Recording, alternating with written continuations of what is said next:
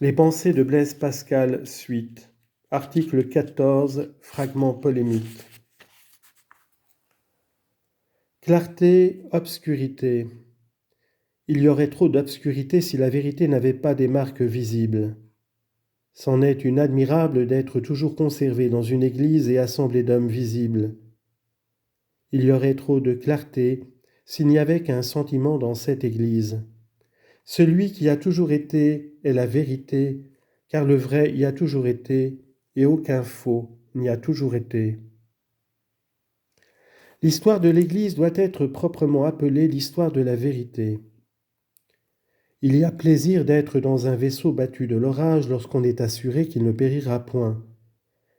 Les persécutions qui travaillent l'Église sont de cette nature. Après tant de marques de piété, ils ont encore la persécution, qui est la meilleure des marques de la piété. Bel état de l'Église quand elle n'est plus soutenue que de Dieu. L'Église a toujours été combattue par des erreurs contraires, mais peut-être jamais en même temps comme à présent. Et si elle en souffre plus à cause de la multiplicité d'erreurs, elle en reçoit cet avantage qu'elle se détruise. Elle se plaint des deux, mais bien plus des calvinistes à cause du schisme. Il est certain que plusieurs des deux contraires sont trompés. Il faut les désabuser. La foi embrasse plusieurs vérités qui semblent se contredire. Tant de rire, de pleurer, etc. Responde ne respondeas, il répond et ne répond pas. La source en est l'union des deux natures en Jésus-Christ, et aussi les deux mondes, la création d'un nouveau ciel et nouvelle terre, nouvelle vie, nouvelle mort, toutes choses oubliées et les mêmes noms demeurant. Et enfin les deux hommes qui sont dans les justes, car ils sont les deux mondes, et un membre et image de Jésus-Christ. Et ainsi tous les noms leur conviennent, de justes, pécheurs, morts, vivants, vivants, morts, élus, réprouvés, etc. Il y a donc un grand nombre de vérités et de foi et de morale qui semblent répugnantes et qui subsistent toutes dans un ordre admirable. La source de toutes les hérésies est l'exclusion de quelques-unes de ces vérités, et la source de toutes les objections que nous font les hérétiques est l'ignorance de quelques-unes de nos vérités. Et d'ordinaire, il arrive que, ne pouvant concevoir le rapport de deux vérités opposées, et croyant que l'aveu de l'une enferme l'exclusion de l'autre, ils s'attachent à l'une, ils excluent l'autre, et pensent que nous, au contraire. Or, l'exclusion est la cause de leur hérésie, et l'ignorance que nous tenons l'autre cause leurs objections. Premier exemple, Jésus-Christ est Dieu et homme. Les Ariens, ne pouvant allier ces choses qu'ils croient incompatibles, disent qu'il est homme. En cela, ils sont catholiques. Mais ils nient qu'il soit Dieu. En cela, ils sont hérétiques. Ils prétendent que nous nions son humanité. En cela, ils sont ignorants. Deuxième exemple. Sur le sujet du Saint-Sacrement. Nous croyons que la substance du pain étant changée transsubstantiellement en celle du corps de notre Seigneur Jésus-Christ, y est présent réellement. Voilà une des vérités. Une autre est que ce sacrement est aussi une figure de la croix et de la gloire, et une commémoration des deux. Voilà la foi catholique qui comprend ces deux vérités qui semblent opposées. L'hérésie d'aujourd'hui, ne concevant pas que ce sacrement contienne tout ensemble et la présence de Jésus-Christ et sa figure, et qu'il soit sacrifice et commémoration de sacrifice, croit qu'on ne peut admettre l'une de ces vérités sans exclure l'autre pour cette raison. Il s'attache à ce point seul que ce sacrement est figuratif, et en cela ils ne sont point hérétiques. Ils pensent que nous excluons cette vérité. De là vient qu'ils nous font tant d'objections sur les passages des pères qui le disent. Enfin, ils nient la présence, et en cela, ils sont hérétiques. Troisième exemple, les indulgences. C'est pourquoi le plus court moyen pour empêcher les hérésies est d'instruire de toutes les vérités, Et le plus sûr moyen de les réfuter est de les déclarer toutes. Car, que diront les hérétiques ? Pour savoir si un sentiment est d'un père, point de suspension. Tous errent d'autant plus dangereusement qu'ils suivent chacun une vérité. Leur faute n'est pas de suivre une fausseté, mais de ne pas suivre une autre vérité. La vérité est si obscurcie en ce temps et le mensonge si établi qu'à moins que d'aimer la vérité, on ne saurait la connaître. S'il y a jamais un temps auquel on doit faire profession des deux contraires, c'est quand on reproche qu'on en nommait un. Donc les jésuites et les jansénistes ont tort en les scellant, mais les jansénistes plus, car les jésuites en ont mieux fait profession des deux. Deux sortes de gens égalent les choses, comme les fêtes aux jours ouvriers, les chrétiens aux prêtres, tous les péchés entre eux, etc. Et de là les uns concluent que ce qui est donc mal aux prêtres l'est aussi aux chrétiens, et les autres que ce qui n'est pas mal aux chrétiens est permis aux prêtres. Si l'ancienne Église était dans l'erreur, l'Église est tombée. Quand il y serait aujourd'hui, ce n'est pas de même, car elle a toujours la maxime supérieure de la tradition de la main de l'ancienne Église, et ainsi cette soumission et cette conformité à l'ancienne Église prévaut et corrige tout. Mais l'ancienne Église ne supposait pas l'Église future et ne la regardait pas comme nous supposons et regardons l'ancienne. Ce qui nous gâte pour comparer ce qui s'est passé autrefois dans l'Église à ce qui s'y voit maintenant est qu'ordinairement on regarde saint Athanase, saint Thérèse et les autres comme couronnés de gloire et agissant avec nous comme des dieux. À présent que le temps a éclairci les choses, cela paraît ainsi. Mais au temps où on le persécutait, ce grand saint était un homme qui s'appelait Athanase et sainte Thérèse une fille. Élie était un homme comme nous et sujet aux mêmes passions que nous, dit saint Jacques, pour désabusé les chrétiens de cette fausse idée qui nous fait rejeter l'exemple des saints comme disproportionné à notre état.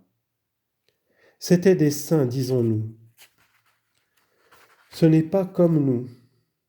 Que se passait-il alors ? Saint Athanase était un homme appelé Athanase, accusé de plusieurs crimes, condamné en tel et tel concile pour tel et tel crime. Tous les évêques y consentaient et le pape enfin. Et que dit-on à ceux qui y résistent ? Qu'ils troublent la paix, qu'ils font du schisme, etc. Zèle, lumière. 4 sortes de personnes. Zèle sans science, science sans zèle, ni science ni zèle, et zèle et science. Les 3 premiers le condamnent et les derniers l'absolvent et sont excommuniés de l'Église et sauvent néanmoins l'Église. Si saint Augustin venait aujourd'hui et qu'il fût aussi peu autorisé que ses défenseurs, il ne ferait rien. Dieu conduit bien son Église de l'avoir envoyée devant avec autorité. Dieu n'a pas voulu absoudre sans Église. Comme elle a part à l'offense, il veut qu'elle ait part au pardon. Il associe à ce pouvoir comme les rois, les parlements. Mais si elle absout ou si elle lie sans Dieu, ce n'est plus l'Église. Comme au Parlement. Car encore que le roi ait donné grâce à un homme, si faut-il qu'elle soit entérinée, mais si le Parlement entérine sans le roi ou s'il refuse d'entériner sur l'ordre du roi, ce n'est plus le Parlement du roi, mais un corps révolté. Église, pape, unité, multitude. En considérant l'Église comme unité, le pape qui en est le chef est comme tout. En la considérant comme multitude, le pape n'en est qu'une partie. Les pères l'ont considéré tantôt en une manière, tantôt en l'autre, et ainsi ont diversement parlé du pape. Saint Cyprien, sacerdos Dei, le prêtre de Dieu. Mais en établissant une de ces deux vérités, ils n'ont pas exclu l'autre. La multitude qui ne se réduit pas à l'unité est confusion, l'unité qui ne dépend pas de la multitude est tyrannie.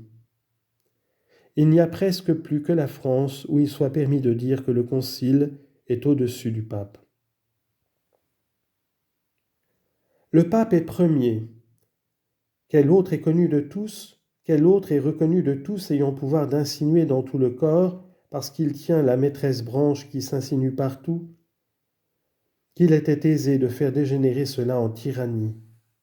C'est pourquoi Jésus-Christ leur a posé ce précepte: Vos autem non sic.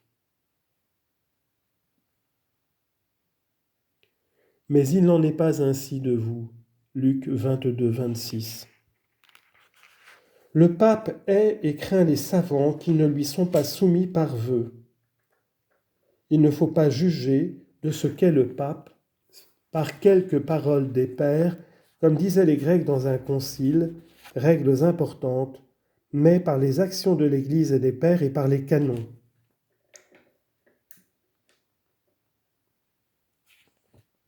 Duo aut tres in unum. Que 2 ou 3 prophètes parlent. Saint Paul, 1 Corinthiens 14, 29. In unum, si l'Église entière se rassemble. Chapitre 14, verset 23. L'unité et la multitude. Erreur à exclure l'une des deux, comme font les papistes qui excluent la multitude ou les huguenots qui excluent l'unité. Le pape serait-il déshonoré pour tenir de Dieu et de la tradition ses lumières? Et ce n'est pas le déshonorer de le séparer de cette sainte union. Dieu ne fait point de miracle dans la conduite ordinaire de son Église. C'en serait un étrange si l'infaillibilité était dans un. Mais d'être dans la multitude, cela paraît si naturel que la conduite de Dieu est cachée sous la nature, comme en tous ses autres ouvrages. Les rois disposent de leur empire, mais les papes ne peuvent disposer du leur. Summum ius summa ignoria.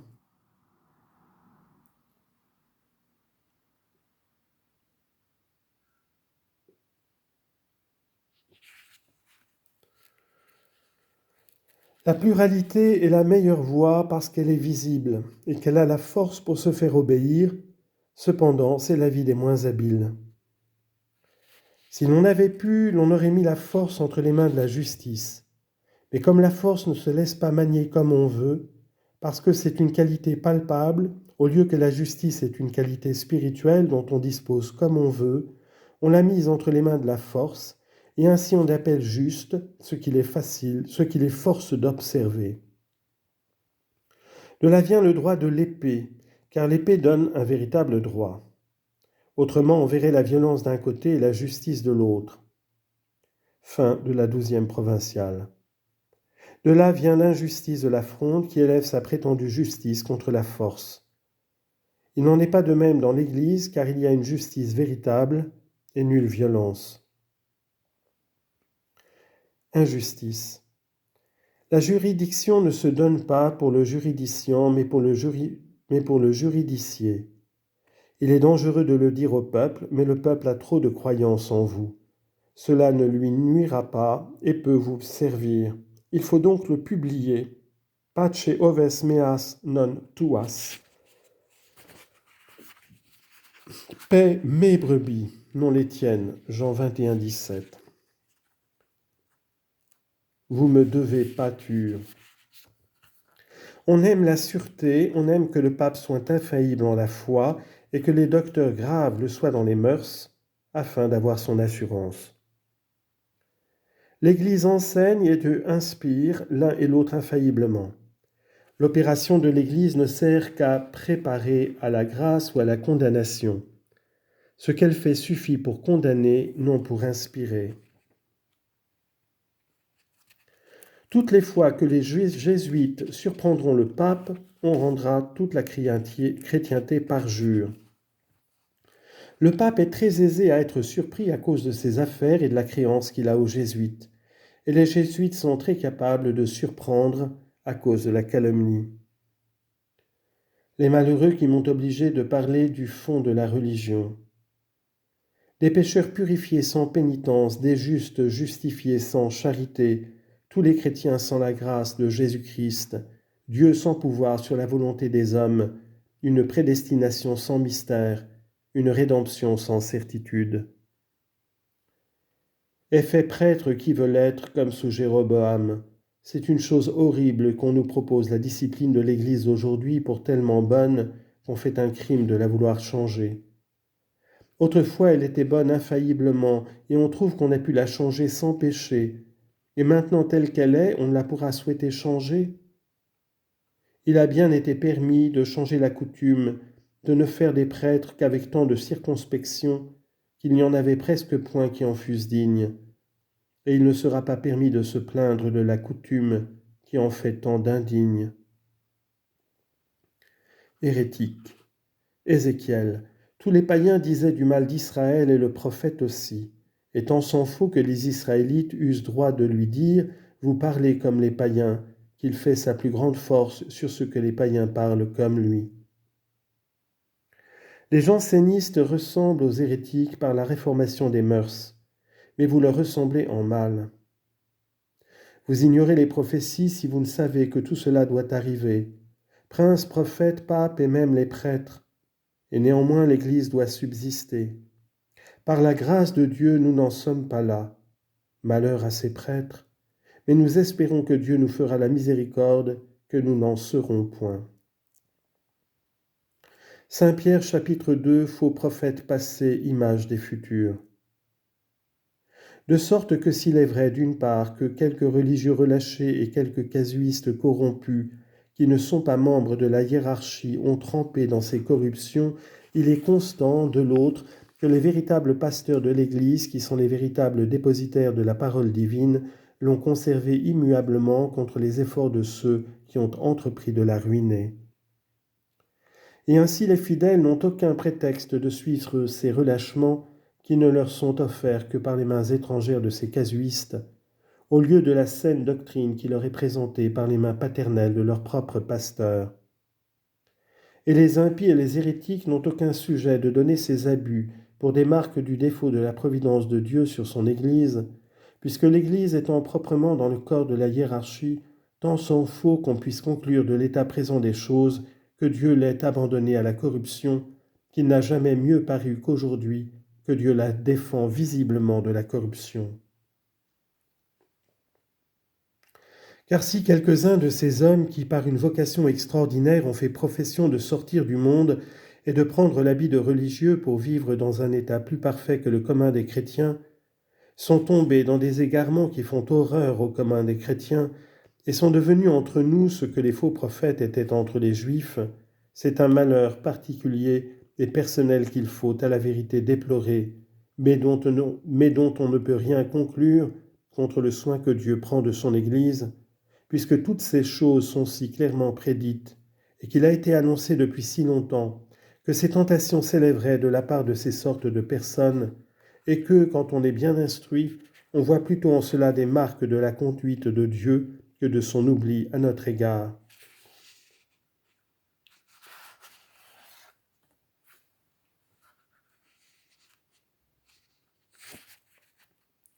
Tertullien. Numquam ecclesia reformabitur. Traduction, jamais l'Église ne sera réformée. Il faut faire connaître aux hérétiques qui se prévalent de la doctrine des jésuites que ce n'est pas celle de l'Église. La doctrine de l'Église est que nos divisions ne nous séparent pas d'autel.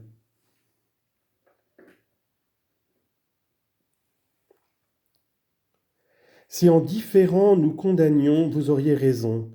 L'uniformité sans diversité inutile aux autres, la diversité sans uniformité ruineuse pour nous. L'une nuisible au dehors, l'autre au dedans. En montrant la vérité, on la fait croire, mais en montrant l'injustice des ministres, on ne la corrige pas. On assure la conscience en montrant la fausseté, on n'assure pas la bourse en montrant l'injustice. Ceux qui aiment l'Église se plaignent de voir corrompre les mœurs, mais au moins les lois subsistent. Mais ceux-ci corrompent les lois, le modèle est gâté. Jamais on ne fait le mal si pleinement et si gaiement que quand on le fait par conscience. C'est en vain que l'Église a établi ces mots d'anathème, hérésie, etc. On s'en sert contre elle. Le serviteur ne sait ce que le maître fait, car le maître lui dit seulement l'action et non la fin.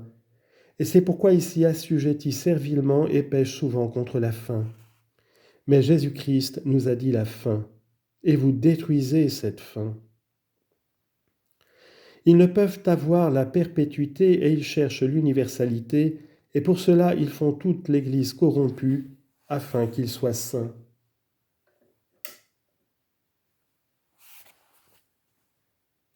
Contre ceux qui abusent des passages de l'Écriture et qui se prévalent de ce qu'ils en trouvent quelqu'un qui semble favoriser leur erreur.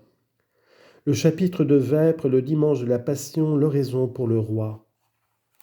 Explication de ces paroles, qui n'est pas pour moi et contre moi, et de ces autres, qui n'est point contre vous et pour vous. Une personne qui dit « je ne suis ni pour ni contre », on doit lui répondre « point de suspension ». Qui veut donner le sens de l'Écriture et ne le prend point de l'Écriture est ennemi de l'Écriture, disait saint Augustin. Humilibus dat gratiam an ideo non dedit humilitatem. Dieu fait grâce aux humbles. Saint Jacques 4, 6. Est-ce alors qu'il n'a pas donné l'humilité ?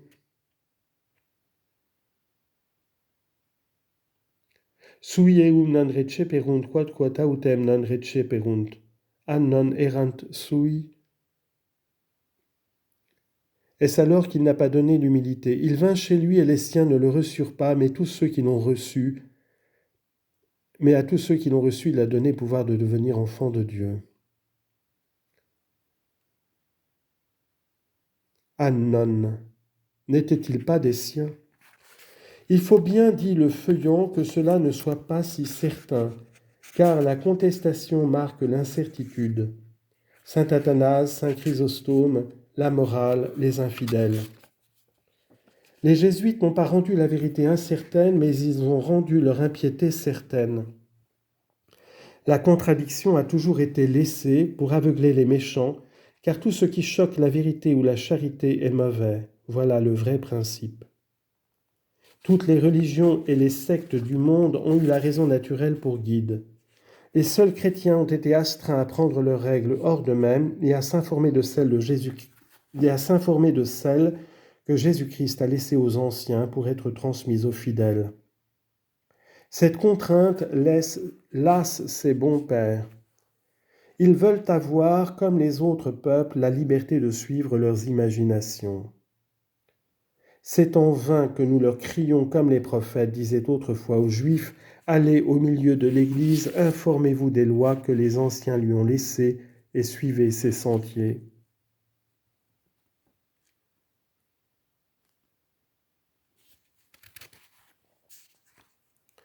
Ils ont répondu comme les Juifs, « Nous n'y marcherons pas, mais nous suivrons les pensées de notre cœur. » Et ils nous ont dit, « Nous serons comme les autres peuples. » Ils font de l'exception la règle. Les anciens ont donné l'absolution avant la pénitence. Faites-le en esprit d'exception. Mais de l'exception, vous faites une règle sans exception, en sorte que vous ne voulez plus même que la règle soit en exception. Sur les confessions et absolutions sans marque de regret. Dieu ne regarde que l'intérieur. L'Église ne juge que par l'extérieur. Dieu absout aussitôt qu'il voit la pénitence dans le cœur, l'Église quand elle la voit dans les œuvres. Dieu fera une Église pure au-dedans qui confonde par sa sainteté intérieure et toute spirituelle l'impiété intérieure des sages superbes et des pharisiens. Et l'Église fera une assemblée d'hommes dont les mœurs extérieures soient si pures qu'elles confondent les mœurs des païens. S'il y en a d'hypocrites mais si bien déguisés qu'elles n'en reconnaissent pas le venin, elles les souffrent. Car encore qu'ils ne sont pas reçus de Dieu, qu'ils ne peuvent tromper, ils le sont des hommes qu'ils trompent. Et ainsi elle n'est pas déshonorée par leur conduite qui paraît sainte. Mais vous voulez que l'Église ne juge ni de l'intérieur, parce que cela n'appartient qu'à Dieu, ni de l'extérieur, parce que Dieu ne s'arrête qu'à l'intérieur. Et ainsi, lui ôtant tout choix des hommes, vous retenez dans l'Église les plus débordés et ceux qui la déshonorent si fort que les synagogues des Juifs et les sectes des philosophes les auraient exilés comme indignes et les auraient abhorrés comme impies.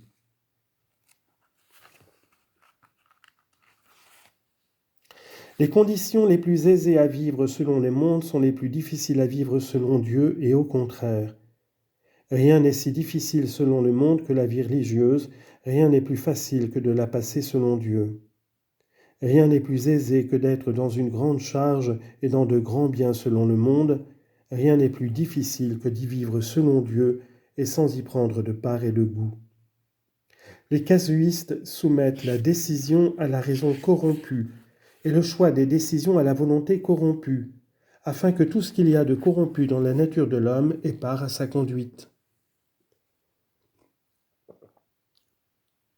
Mais est-il probable que la probabilité assure ? Différence entre repos et sûreté de conscience. Rien ne donne l'assurance que la vérité, rien ne donne le repos que la recherche sincère de la vérité. Toute la société entière de leurs casuistes ne peut assurer la conscience dans l'erreur, et c'est pourquoi il est important de choisir de bons guides. Ainsi ils seront doublement coupables, et pour avoir suivi des voies qu'ils ne devaient pas suivre, et pour avoir ouï des docteurs qu'ils ne devaient pas ouïr. Peut-ce être autre chose que la complaisance du monde qui vous fasse trouver les choses probables ? Nous ferez-vous à croire que ce soit la vérité et que si la mode du duel n'était point, vous trouveriez probable qu'on se peut battre en regardant la chose en elle-même ? Faut-il tuer pour empêcher qu'il n'y ait des méchants ? C'est en faire deux au lieu d'un. Vince in bono malum. Sois vainqueur du mal par le bien.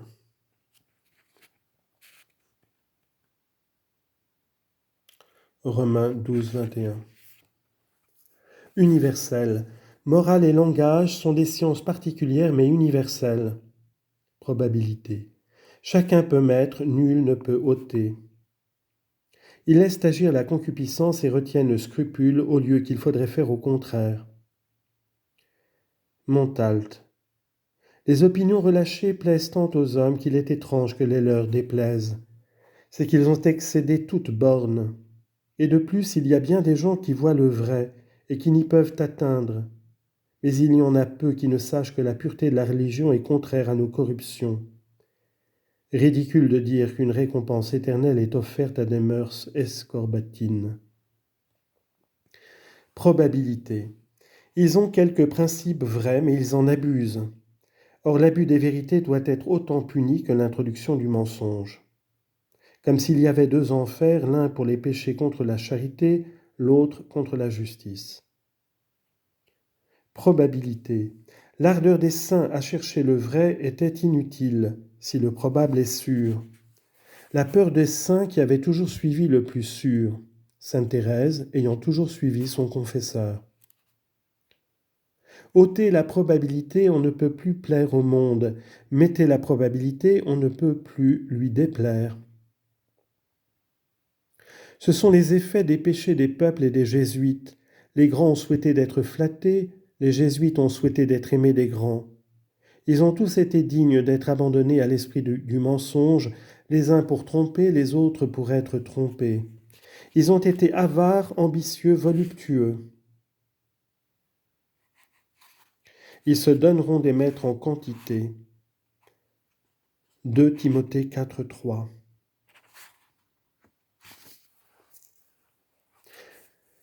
Dignes disciples de tels maîtres, ils ont cherché des flatteurs et en ont trouvé.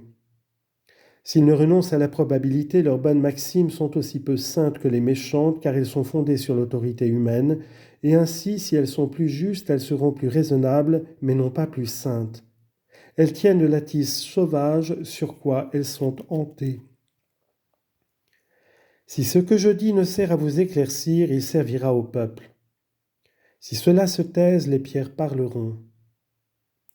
Le silence est la plus grande persécution.